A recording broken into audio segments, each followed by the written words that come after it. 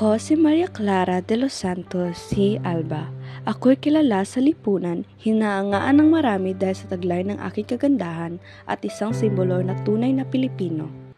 Boss ang aking kasiyahan na malaman kong babalik dito ang aking kasintahan na si Ibarra. Ngunit pinabuti ko sa sarili ko na lang ang aking kasiyahan na ito. Paniguradong hanapin agad ako ni Ibarra sa kanyang pagbalik. Sinang, aking kaibigan, kung sakaling hanapin ako sa iyo ni Ibarra, sabihin mo lang na gusto ko na putulin ang relasyon namin dahil sa matinding dahilan.